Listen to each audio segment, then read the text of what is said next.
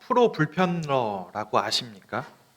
매사에 예민하고 별것도 아닌 일에 과대 해석해서 논쟁을 부추기는 유난스러운 사람이라고 신조어로 새로 등록된 단어입니다. 프로 불편러들은 실컷 트집을 잡고 나서 다른 사람들에게 물어봅니다. 이거 나만 불편한 겁니까? 라고 동조를 구하는 게 프로 불편러의 특징이라고 합니다. 어느 모임이나 사람을 불편하게 만드는 사람들이 있습니다. 한 정신과 의사는 사람을 불편하게 만드는 5가지 유형의 사람들을 이야기합니다. 여러분들은 몇 개가 해당되며 여러분 주변에 여기에 해당되는 사람들이 몇 명이나 있는지 한번 생각해 보면서 들어보면 재밌을 것 같아요. 첫 번째 불편하게 하는 사람의 유형은 자신의 잘못을 인지하지 못하는 사람입니다. 그 사람이랑 함께 일하는데 분명히 잘못을 계속해요. 근데 말을 해도 자기가 그 잘못을 했다는 것에 대한 인식이 없어요. 그리고 더 나아가서 그게 무슨 잘못이야? 그게 왜 잘못이야? 라고 말하는 스타일이죠. 함께 일하기에 또 함께 모임을 하기에 참으로 불편한 스타일입니다. 두 번째 유형은요, 자신의 주장을 반복해서 요구하는 사람이에요. 자신의 주장만 반복해서 요구하다 보니까 내 이야기를 듣지 않아요. 마치 이 사람과 대화할 때는 벽에다 대고 이야기하는 것 같아요. 나는 실컷 열심히 말을 하는데 상대방은 들었는 것 같으면서도 반응이 되지 않으니까 벽과 대화하는 느낌을 납니다.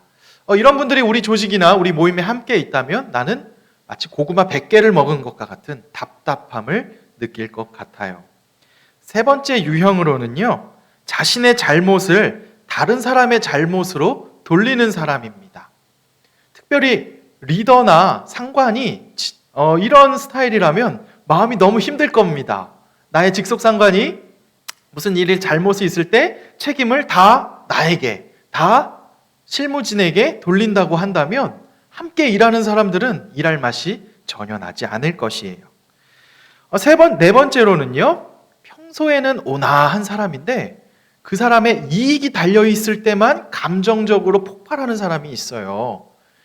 예를 들어서 평상시에는 젠틀하고 되게 괜찮다가 나에게 인센티브나 돈이 들어오거나 중요한 이익이 있는 경우에는 불같이 화내면서 자신의 이익을 챙기는 사람, 이런 사람이랑 함께 일하다 보면 내가 불편한 일을 겪게 되는 경우가 많이 있습니다. 또 5번째에는요, 자신에게 유리한 정보만 아주 자세히 기억하는 사람이에요. 이런 사람이랑은 논쟁을 하면 100이면 100 다 지게 됩니다. 왜냐하면 내가 무슨 말을 했는지도 모르는데 그 사람은 자신에게 유리한 이야기만 기억하고 있어서 그것을 필요할 때 꺼내기 때문에 그래요. 이런 5가지 유형의 사람들 함께 일하면 참 불편합니다. 혹시 여러분들은 이 중에 몇 가지가 여러분에게 해당된다고 생각하십니까? 또 아니면 여러분이 일하는 직장이나 또 함께하는 모임 중에 이런 유형의 사람들이 얼마나 있는지 한번 생각해 보셨나요? 우리는 통칭해서 이런 사람들을 우리는 프로 불편러라고 표현할 수 있을 것 같아요. 하지만 또 이와 반대되는 사람들의 모습도 있습니다. 평소에는 그 사람이 있는지 없는지 전혀 인지할 수 없어요. 하지만 막상 그 사람이 없으면 모임이 이루어지지 않아요. 우리 혹시 그런 모임 있나요? 동창이나 친구 모임을 갔는데 평소에는 다 친한 것 같고 다 재밌는 것 같은데 어느 날 한 친구가 나오지 않았을 때 그 모임이 되게 어색하고 내가 이 모임에 왜 나왔나 싶을 정도로 서먹해지는 것. 그럴 때 나오지 않았던 친구의 빈자리가 크게 느껴질 것입니다. 헤르만 헤세의 소설 동방술래라는 소설이 있어요. 이 소설에 나온 이야기 하나를 들려드리려 합니다.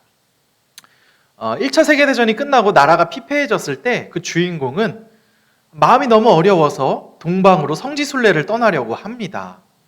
문명의 이기, 발달된 배와 기차와 비행기 이런 것으로 인해 너무 많은 사람들이 죽고 피해를 받기 때문에 이번 성지순례는 걸어서 가기로 결심을 합니다. 많은 경비가 들기 때문에 혼자 갈 수 없었어요. 그래서 이 뜻에 맞는 사람들을 모집을 합니다. 이 주인공이 함께 동방순례로 성지순례를 갑시다라고 제안을 하자 여러 사람들이 함께 모였어요. 어떤 사람은 부유한 사람이었어요. 내가 이 여행의 경비를 다 대겠습니다 하는 부유한 사람도 참여했고, 또 어떤 사람은 자기 분야의 전문가가 많았습니다. 또 음악을 할 줄 알아서 나는 가는 길 내내 내가 음악으로 우리를 기쁘게 해줄 거예요 라고 한 사람도 있었고, 나는 또 지리 전문가입니다. 내가 길을 잘 알기 때문에 나만 믿고 따라오면 지도가 없이도 도착할 수 있어요 라고 자신만만해하는 전문가들이 다양하게 모였습니다. 그런데 그 모임 중에 한 사람만이 별 특별하지 않은 사람이 왔어요. 나이도 좀 제법 있어 보이는 하인이라는 직업을 가졌던 레오라는 사람이었습니다. 그 레오라는 사람에게는 특별한 장점도 없었고 사회적으로 특별한 위치도 없었어요. 사람들은 고민했습니다. 저 레오라는 사람과 함께 성지순례를 가도 될런지. 그때 한 사람이 생각을 해요. 그래, 저 사람의 원래 직업이 하인이라고 하니까 잡일 정도 시킬 사람 한 명 있으면 편하지 않겠어? 라고 생각하고 그 성지순례단이 모여서 동방으로 떠나게 됩니다. 동방으로 떠나는 동안 즉 도보로 걸어가다 보니까 생각보다 힘든 거죠. 들고 오던 짐이 무거워서 아이고 무거워 라고 하면 그때 옆에 있던 그 하인 레오가 아이고 제가 대신 들어드리겠습니다 하고 그의 가방을 대신 들어주고 가는 거예요. 또 그러다가 목이 말라서 아유 목이 너무 마르다라고 사람들이 말을 하면 자기가 자원해서 저 멀리에 가서 우물에 가서 물을 떠와서 사람들에게 물을 나눠주기도 했습니다. 식사 때가 되면 자신이 앞장서서 사람들에게 밥을 해서 제공하기도 하고 또 사람들에게 여러 가지 필요한 것들을 제공하는 역할들을 했습니다. 사람들은 여기가 너무나 익숙해져서 우리 잡일들은 이 레오가 다 하는구나 라고 생각하고 자신들은 고귀한 일들을 했어요. 성지순례로 가면서 철학적인 이야기를 나누고 신앙의 깊은 이야기를 나누며 또 노래를 부르고 어느 성지에서는 또 기도를 깊이 하는 등 멋진 행동들을 하면서 성지순례를 이루어 갔어요. 가는 그 순례길이 절반 정도에 이르렀을 때 어느 날 레오가 사라졌다는 것을 사람들이 알게 됐습니다. 그때 사람들이 말을 해요. 아니 레오가 사라지다니 일단 레오를 찾자 하고 한 반나절 정도를 레오를 찾았어요. 그런데 레오는 보이지 않았어요.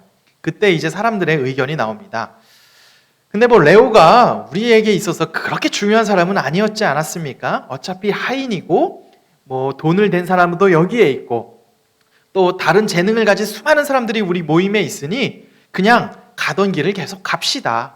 반밖에 안 남았는데 그냥 갑시다 하고 나머지 일행들이 출발을 했어요. 다시 출발을 했는데 짐이 무거워서 무겁다고 했더니 이전에는 대신 들어줄 사람이 없는 거예요.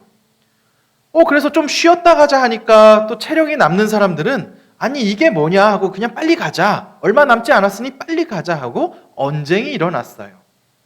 또 식사 때가 되자 밥을 누가 할지에 대해서 서로 싸우고 다퉜어요. 나는 밥하기 싫어. 나는 원래 내가 돈을 냈으니 내가 밥을 하는 건 맞지 않아. 나는 내가 이것을 봉사했으니 밥하는 건 나에게도 맞지 않아 하면서 서로 다투고 싸웠어요. 물 뜨는 일과 다른 잡일들도 마찬가지로 서로 다투게 됐어요. 결국 그 성지순례단은 거기에서 파하게 됩니다. 성지순례가 실패하고 나서야 사람들은 알게 됩니다. 별 볼 일 없었던 레오, 하인 레오가 우리 모임의 가장 중요한 사람이었구나라는 것을 그들은 알게 된 것이죠. 어쨌든 이 소설에서도 말하듯이 이 레오라는 사람은 그 모임에 있어서 가장 중요한, 보이지 않았으나 가장 중요한 사람이었어요. 우리는 이렇게 모임에 있어 중요한, 반드시 필요한 사람을 향해 복덩어리다라고 표현할 수 있을 것 같아요. 그렇다면 이제 우리에게 한번 질문을 해볼게요. 2021년이 시작이 됐습니다. 여러분이 속한 회사나 또 다양한 모임들이 있을 터인데 그 모임의 여러분들은 프로 불편러가 되고 싶으십니까? 아니면 복덩어리와 같은 사람이 되고 싶으십니까? 아마 상식적으로 누구나 복덩어리가 되고 싶다라고 생각하실 겁니다. 그렇기 때문에 오늘 성경에서 대표적인 복덩어리 인물 한 명을 살펴보고 우리에게 적용해 보려 합니다. 먼저 하나님께서 한 노인에게 나타나셔서 이런 약속을 하십니다. 창세기 12장 2절에 나온 말씀인데요. 이 말씀 같이 한번 보겠습니다. 내가 너로 큰 민족을 이루고 내게 복을 주어 내 이름을 창대하게 하리니 너는 복이 될지라. 하나님은 아브라함이라는 할아버지에게 나타나셔서 내가 너로 큰 민족을 이루고 복을 준다라고 말을 했습니다. 우리는 새해마다 서로 복 많이 받으세요, 새해 복 많이 받으세요 라는 말을 합니다. 이와 비슷하게 하나님도 아브라함에게 내가 너가 복이 될 것이다 라고 말을 했는데요. 성경에서 말하는 복은 우리가 흔히 생각하는 소유의 복은 아니에요. 우리가 흔히 생각하는 복은 많은 것을 더 갑절로 채워지는 소유의 복을 말해요. 내 재산의 통장에 지금 100만 원이 있다면 2021년은 이 100만 원이 1000만 원이 되고 마치 비트코인처럼 1억이 되는 기적이 일어나길 우리는 기대하고 소망해요. 이럴 때 우리는 우와 복 받았다라고 생각할 수 있지만 성경에서 말하는 아브라함에게 준 복은 이 소유에 대한 복은 아니었어요. 또 우리가 생각하는 복은 사회적 위치에 대한 복을 생각할 수 있어요. 2021년 여러분들 모두 진급하시고 자기가 있는 곳에서 더 높아져서 사회적으로 지도자의 위치까지 많이 올라가세요라는 덕담을 주고받습니다. 그걸 너무나 좋아하고 당연히 좋아하죠. 그런데 하나님께서 아브라함에게 하신 복은 이 사회적 위치에 대한 복의 약속도 아니었어요. 하나님이 아브라함에게 하신 복의 존재는 바로 존재의 복입니다. 즉 소유해서 가질 수 있거나 없거나 하는 복이거나 사회적 위치에 따라 상황에 따라 높아지거나 낮아지거나 하는 복의 모습이 아니라 그냥 숨쉬는 그 존재 자체가 복이 될 것이다 라고 하나님은 아브라함에게 약속하셨습니다. 그래서 하나님은 아브라함에게 분명히 이렇게 말합니다. 너가 곧 복이다 라고 말하는 거죠. 즉 아브라함 자체가 복이라는 것입니다. 이 얼마나 놀라운 선포입니까? 만약에 아브라함이 부유해졌어도 여전히 복된 존재이고 아브라함이 쫓겨나서 상황이 궁핍해졌어도 아브라함 자체가 복된 존재라는 것이에요. 그 복은 구체적으로 3절에 이렇게 말하고 있어요. 3절 말씀도 같이 읽어보겠습니다. 너를 축복하는 자에게는 내가 복을 내리고 너를 저주하는 자에게는 내가 저주하리니 땅의 모든 족속이 너로 말미암아 복을 얻을 것이라 하신지라. 하나님께서는 아브라함에게 구체적인 존재의 복을 이야기하면서 너에게 저주하는 자는 내가 대신 저주해주고 너를 축복하는 자는 내가 그 사람을 축복해주겠다 하는 복에 대한 이야기를 해줘요. 즉 복덩어리와 같은 이야기를 해줍니다. 아브라함이 있으면 아브라함이 그 모임에 같이 있으면 그 아브라함으로 말미암아 주변이 복을 받는 정말 복의 근원이라고 말할 수 있는 복을 하나님은 말하고 있습니다. 자, 여기까지 보면 아브라함의 이 복은 실현이 나중에 되어 예수님으로 태어나시게 되고 그 예수님으로 인해서 온 인류가 구원받는 정말 생육하고 번성하고 아브라함을 통해서 온 인류의 복이 흘러가는 것을 우리는 압니다. 그런데 그 아브라함과 나는 무슨 상관이 있습니까? 여기 오늘 말씀을 듣는 여러분 중에 아버지와 어머니 중에 혹시 유대인이 계신지요? 아마 없을 겁니다. 저도 저희 아버지 어머니는 토종 한국인이세요. 저랑 아브라함이랑 무슨 상관이 있을까? 오늘 성경을 한번 보겠어요. 아브라함과 나랑 상관이 있어야 사실 이 복이 나에게 주는 메시지가 될 텐데 말이죠. 미국에서 유학하신 분들이 이런 얘기를 해요. 같은 학교를 다니다 보면 유대인들만큼은 정말 자기들의 선민의식이 장난이 아니다라는 이야기를 합니다. 하나님이 자기들만 택했다는 그 선민의식이 누구보다 강하다고 이런 표현을 하는데요. 마찬가지로 유대인들은 자기들의 선민의식이 강하게 있어요. 그래서 아브라함의 복은 곧 유대인들만의 복이라고 생각을 합니다. 실제로 메시아도 유대인들의 정치적 메시아, 다윗 왕을 이을 정치적 메시아라고만 생각을 했어요. 하지만 예수님께서는 이 땅에 오셨을 때 유대 민족만 구원하기 위해 오신 것이 아닙니다. 그들에게 하나의 왕국을 세워주기 위해 오신 것이 아니라 온 인류의 죄를 대신 지고 우리 모든 사람을 구원하시기 위한 온 인류의 메시아로 오셨어요. 그리고 십자가에 친히 달려 죽으셨죠. 평소에는 하나님과 대화할 수 없고 하나님에게 나아갈 수 없는 모든 사람들이 예수 그리스도로 말미암아 담대히 하나님 앞에 나가게 되었어요.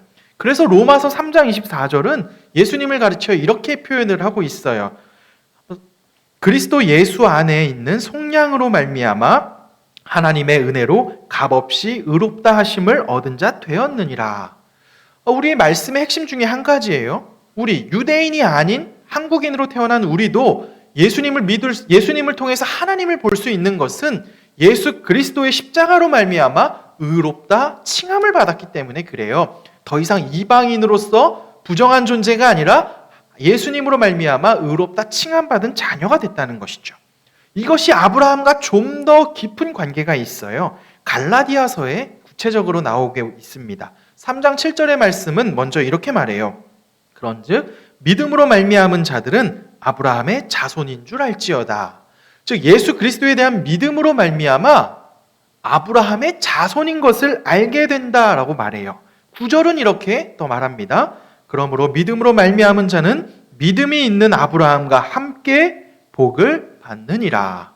이 9절의 말씀이 중요해요. 아브라함의 복이 이제 예수님을 믿는 우리에게 너희도 복을 받을 것이다 라고 선포되고 있다는 것입니다. 그러기 때문에 아브라함의 복이 그냥 옛날 옛적 유대 조상의 한 민족의 뿌리의 이야기에서 끝나는 것이 아니라 그 창세기 12장 1절과 2절 3절에서 너는 복이 될지라 하신 그 약속의 메시지가 오늘 예수 그리스도를 믿는 믿음 안에서 우리에게 전해지고 나에게도 예수님의 그 복이 아브라함의 복이 흘러와서 우리가 복된 존재가 되었다라고 말할 수 있는 것입니다. 물론 여기에는 전제가 필요해요. 예수님을 내 삶의 구주로 고백하는 거죠. 내 삶에 예수님이 구주가 되지 않는다면 사실 아브라함이고 예수님이고 나에게 의미가 없어요. 그런데 내가 인격적으로 예수님이 주님, 당신은 내 삶의 주인이십니다라고 고백하게 되면 더불어 아브라함의 복이 오늘 나에게 와서 아브라함이 복덩이와 같은 인생을 살았던 것이 오늘 나에게도 내가 복된 존재로 누릴 수 있는 것을 말하고 있습니다. 제가 여러분께 한 가지 질문하겠습니다. 여러분, 예수님을 믿으십니까? 여러분, 예수님께서 여러분의 죄를 대신 지고 십자가에 달려 죽으심으로 말미암아 내 죄가 깨끗이 되었음을 믿으십니까? 이 사실을 아멘으로 믿는 여러분은 복덩어리입니다. 왜? 아브라함의 복이 저와 여러분에게 오셨기 때문입니다. 자, 그렇다면 한 가지 더 짚고 넘어갈 게 있어요.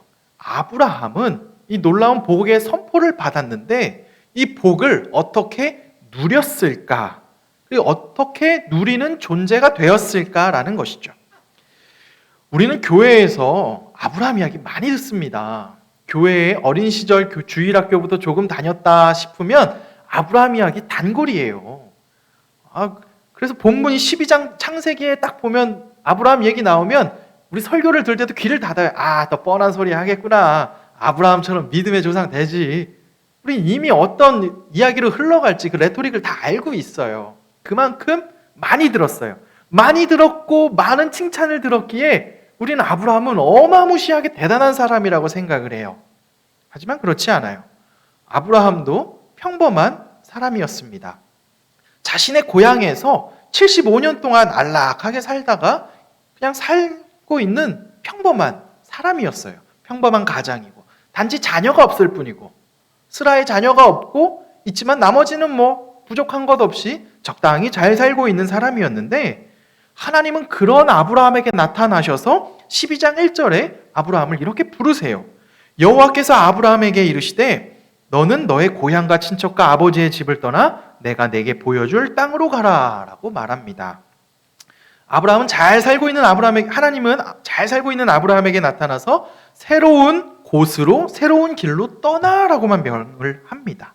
근데 이 새로운 길이라는 곳이 구체적으로 정해진 지형과 장소가 아니에요. 우리도 흔히 기도할 때 취업을 위해 기도할 때 하나님 내가 저 기업 S기업에 내가 들어가고 싶습니다. 내가 L기업에 들어가고 싶습니다. 내가 H기업에 들어가고 싶습니다. 그랬을 때 우리 기도의 제목 응답으로 그래 2021년에 너는 H기업에 될 것이다. 이런 응답을 받기를 너무 원하죠. 마음 편하잖아요. 근데 그렇지 않아요. 근데 성경에 나오면 아브라함도 그렇지 않았어요. 아브라함도 구체적으로 어딜 가라고 말하지 않아요. 오늘날로 말하면 마포에 새로 뜨는 아파트를 당첨될 것이다. 뭐 이런 얘기 한 것도 아니에요. 또 여의도의 어느 회사 옆으로 가라. 이것도 아니에요. 그냥 가라예요. 정말 장소도 안 알려주고 그냥 가래요. 뭐 어디로 가야 합니까? 말 안 해줘요. 그냥 가라. 내가 보여줄 거야. 언제 보여주세요? 몰라. 보여줄 거야. 언젠간 보여주겠지. 이게 뭡니까? 여기에서 합리적인 생각을 하는 사람이라면 이건 아니다. 하나님 이건 아닌 것 같아요. 라고 반문할 것 같아요. 보통은 그러죠. 그런데 여기서 놀라운 선택이 하나 나와요. 성경에서 아브라함을 믿음의 조상이라고 말하는 것은 4절에 이런 표현이 나옵니다. 이에 아브라함이 여호와의 말씀을 따라갔고 라고 나옵니다. 여기에서 아브라함이 믿음의 조상이 되는 시작이 됩니다. 즉 하나님의 그 말씀이 되게 추상적이고 되게 구체적이지 않고 뿌예요. 그런 말씀을 받았을 때 하나님 이건 아니에요가 아니라 아멘 내가 따라가겠습니다. 어딘지 몰라요. 근데 간대요. 그래서 아브라함은 나갔어요. 이것이 아브라함이 복의 조상이 되는 출발점입니다. 이것을 통해서 우리에게 가지고 올 메시지가 한 가지가 있어요. 복된 삶을 살기 위해서는 한 가지 더 전제가 필요하다는 거예요. 우리는 다 아브라함의 복을 누리고 하나님이 선포하셔서 충분히 누리고 있는데 우리가 그 복을 누리는 정말 살아가기 위해서 한 가지 필요한 것은 하나님의 말씀을 진짜로 믿는 거예요. 여러분 진짜로 믿는 게 뭔지 아십니까? 한번 설교 듣다가 한번 찡 하는 거가 믿는 건가요? 아니면 설교를 듣다가 나랑 생각이 비슷해. 그래서 그래 그럴싸하네. 설득되는 게 믿는 건가요? 아니에요. 동의하는 것도 아니고 찡하는 것도 아니에요. 이거는 그냥 과정 중에 하나죠. 진짜 믿는 거는요. 살아보는 거예요. 내 삶에 적용해보는 거예요. 실패를 하던 성공을 하던 그건 나중에 하는 거예요. 교회는 사실 이렇게 실패하고 말씀 듣고 일주일간 살아보다가 실패하거나 성공한 이야기 서로 나누는 곳이 교회예요. 교회 다른 곳 하는 거 아니에요. 그래서 말씀을 그렇게 살아내는 거예요. 이게 믿는 거예요. 아브라함이 지금 유일하게 잘한 거 한 가지는 그냥 갔어요. 뭔지 모르는데 그냥 갔어요. 이게 잘한 거예요. 마찬가지예요. 오늘 하나님께서 우리에게 주신 메시지를 받으면 이 메시지를 내가 믿는다고 한다면 단순해요. 살아보는 거예요. 말씀 한번 보는 거예요. 말씀대로 먹고 살아가는 거예요. 이것이 바로 말씀을 믿는 것이고 그럴 때 하나님은 우리에게 약속하십니다. 너가 복이다 라고 말씀하십니다. 말씀을 맺겠습니다. 우리는 2020년 한 해 동안 참 힘들고 다양하게 살아왔습니다. 만약 코로나 사건이 아니었으면 정상적으로 취업해서 당당한 직장인으로 살아갈 청년들이 엄청 많을 겁니다. 코로나 상황이 아니었다면 대학 캠퍼스에서 낭만을 꿈꾸고 짝도 만나고 행복도 꿈꾸고 미래도 꿈꾸는 다양한 경험들을 했을 것이에요. 하지만 코로나로 인해 모든 것이 스탑되고 지금 우리는 참 힘들게 경제적, 미래, 진로 등등등 여러 가지가 힘든 상황을 걸어서 왔습니다. 그로 인해서 2021년은 새롭게 결단하는 형제자매들이 많이 있을 것이에요. 코로나가 종식된다면 내 2021년은 새롭게 취업도 할 것이고 내 대학생활도 더 멋지게 매듭 지을 것이고 또 여러 가지를 할 것이다 라는 결단을 할 것이에요. 여러분의 결단과 다짐은 너무나 소중하고 응원합니다. 그런데 한 가지 기억해야 될 것이 있어요. 하나님께서는 여러분을 지금 복이라고 선포하셨고 그 하나님이 여러분에게 선포한 복을 누리기 위해서는 하나님의 말씀을 믿고 순종하는 것이 필요하다는 것입니다. 하나님께서 아브라함에게 너는 복이 될 것이다 라고 약속하셨을 때 아브라함이 아멘으로 화답하고 따라갔을 때 하나님은 그에게 복에 복을 더하신 것을 기억하십시오. 마찬가지로 우리 하나님께서 우리에게 너는 복이다 이 말씀을 하십니다. 그리고 우리는 그 말씀을 믿고 살아내고 순종할 때 하나님은 우리를 통해 정말 복된 삶을 이루게 하실 것을 믿습니다. 그러니 우리가 명심하고 갈 것 한 가지, 이 하나님의 복이 가득 담긴 이 하나님의 말씀, 오늘 나에게 주시는 이 하나님의 말씀을 삶의 표대로 삼으세요. 오늘 설교를 함께 이 예배를 드리는 형제자매 중에 내 신앙은 아직 자립하기 힘들어 하는 형제자매가 있다면 일주일에 설교 말씀 하나만 듣고라도 그걸 그냥 생각이라도 한번 해보세요. 살아내려고 조금이라도 노력해보세요. 근데 혹시라도 내가 다른 사람의 영혼을 만지는 리더 정도의 자리에 있다면 매일 주시는 하나님의 말씀을 먹으세요. 그리고 그 말씀을 먹고 살아가 보세요. 그럴 때 여러분의 삶이 얼마나 복덩어리가 되는지 2021년이 마무리되었을 때 고백할 수 있을 것입니다. 나는 1년 동안 프로 불편러로 살았던 것이 아니라 하나님의 말씀 때문에 나는 복덩어리로 살았노라. 그리고 그 가장 놀라운 증거는 여러분이 아니라 여러분 주변에 있는 사람이 먼저 말해요. 야, 너가 있어서 참 행복했다. 우리가 참 힘든데 말씀을 먹는 너 때문에 참 힘이 됐다. 물론 사람들은 말씀을 먹었다는 걸 모를 수도 있어요. 하지만 우리가 주변을 행복하게 한다는 것은 확신합니다. 왜? 하나님 우리에게 약속하셨고 우리로 말미암아 땅의 모든 족속이 너로 말미암아 복을 얻을 것이다 라고 한 아브라함의 약속이 오늘 우리에게도 해당되기 때문입니다. 그렇기 때문에 말씀을 먹는 2021년 그리고 그 말씀을 한번 살아내보는 2021년 되는 저와 여러분 되시길 주님의 이름으로 축원합니다. 기도하겠습니다.